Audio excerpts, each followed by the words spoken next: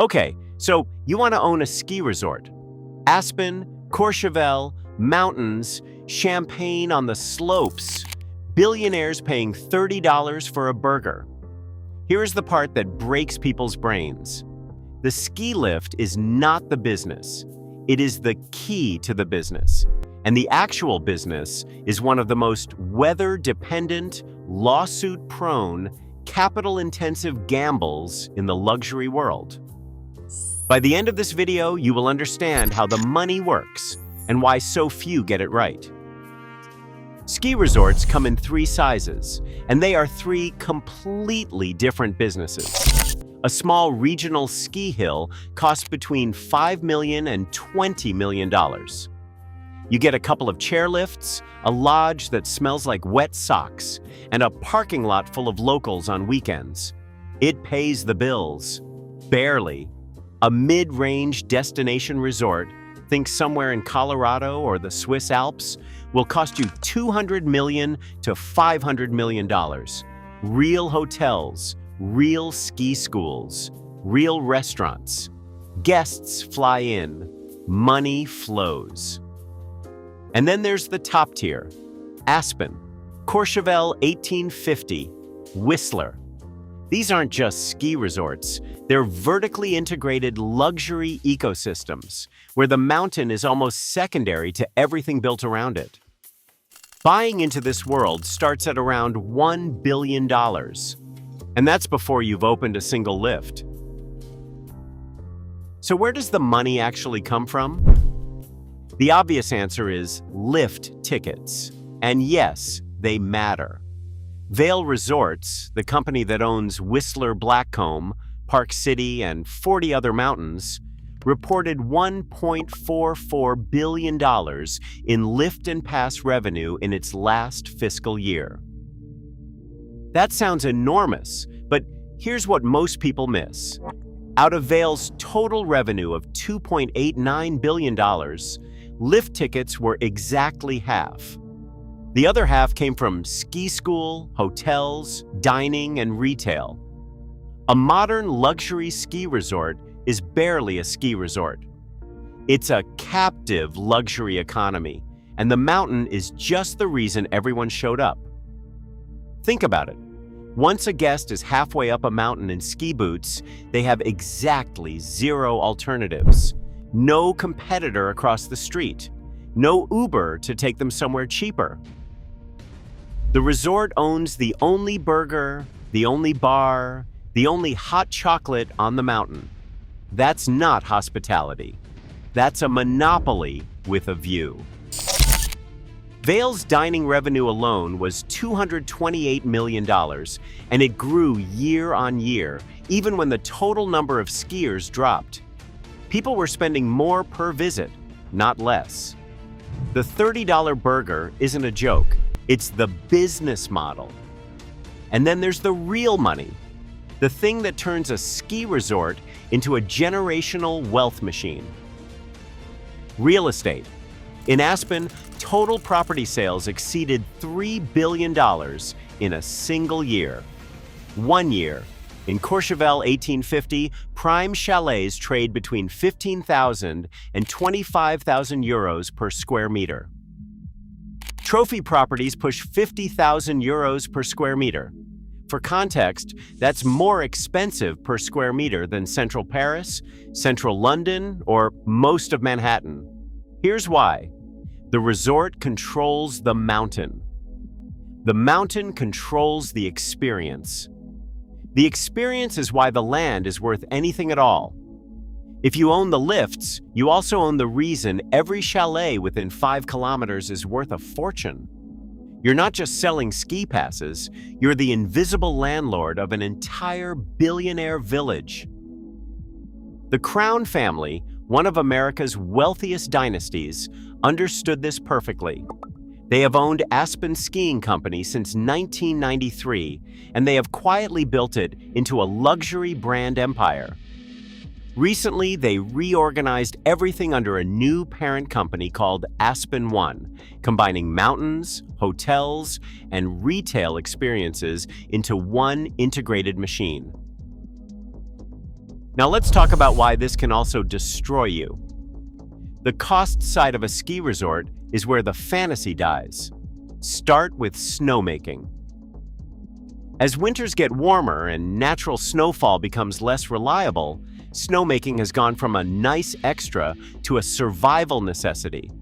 Producing enough artificial snow to cover a single acre costs between $10,000 and $20,000, and a full resort needs thousands of acres covered.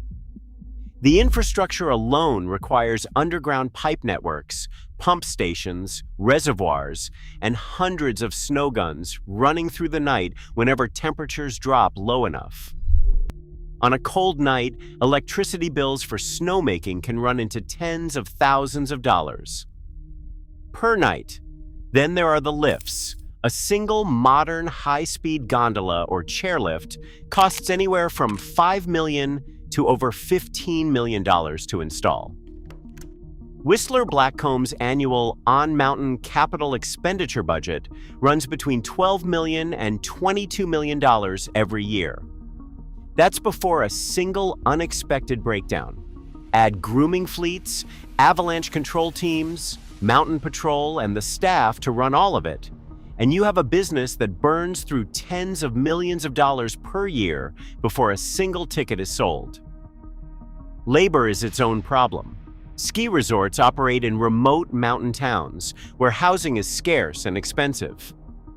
Many operators have to build or subsidize staff accommodation just to attract workers. At the luxury end, guest expectations are 5-star. Ski valets, concierge desks, multilingual staff, private instructors. All of it costs money every single day, whether it snows or not. And then there are the lawsuits. Skiing is fast, crowded, and unpredictable. Accidents happen constantly. In most countries, resort operators can be held liable for hazardous conditions, poorly marked runs, or lift malfunctions. A single serious injury claim can run into millions. Multiply that across thousands of skiers per day, and liability insurance premiums become one of the largest fixed costs on the balance sheet, rising every year, regardless of how safe the mountain is. Here's the brutal math of all of this. A ski resort's entire cost base, including snowmaking, lifts, staff, insurance, and maintenance, is essentially fixed. It runs whether the mountain is full or empty, whether it snows or rains, whether guests show up or cancel because December looks like April. And that brings us to the single biggest risk in this entire business: climate. A 2017 study by the Swiss Institute for Snow and Avalanche Research warned that the Alps could lose up to 70% of their snow cover by 2100 under high-emission scenarios. That is not a distant problem. Lower altitude resorts are already struggling with shorter seasons, rain instead of snow during peak weeks, and multi-million-dollar snowmaking bills that never used to exist. High-end resorts at altitude are better positioned, but they are not immune. One warm Christmas week, the single most important revenue window of the entire year, can wipe out months of profitability. And unlike a casino or a hotel, you cannot simply run a promotion to fill the building. If there is no snow, there is no product. So how do the smartest operators protect themselves? 2 ways. First, diversification. The biggest resort groups, Vail Resorts with its Epic Pass, Alterra Mountain Company with its Icon Pass, have built multi-resort subscription networks. Guests pay up front for access to 40 or 50 mountains. If one resort has a bad snow year, guests simply go to another mountain in the network. The revenue is already collected, and the weather risk is spread across an entire continent. Second, 4 seasons. The most forward-thinking luxury resorts are aggressively building summer businesses. Mountain biking, hiking, wellness retreats, music festivals on the slopes, The lifts run and the hotels fill. Guests who discover the resort in July often return in February. The fixed cost base gets spread across 12 months instead of 4. So let's bring it all together with real numbers. 2 scenarios. Scenario 1, you buy a mid-range destination resort for $300 million. Good snow region, solid reputation. Annual revenue around $80 million. After snowmaking, lifts, staff, insurance, and debt service, net profit is roughly $8 to $12 million a year. Payback is 25 to 35 years. Not terrible if you're playing a long game and the real estate around the mountain appreciates. A very long game. Scenario 2. You control a top-tier luxury resort, Aspen level, Courchevel level. Annual revenue more than $500 million across lifts, hotels, dining, ski school, and branded residences. Real estate transactions in the surrounding village add billions more in value that your brand created. Net margin, if the operation is tight, is 15 to 20%. That's $75 to $100 million a year before the land play. The Crown family didn't get rich selling lift tickets. They got rich owning the scarcity. That's the whole business. Not the snow, not the slopes. The mountain is just the excuse. Like and subscribe for more.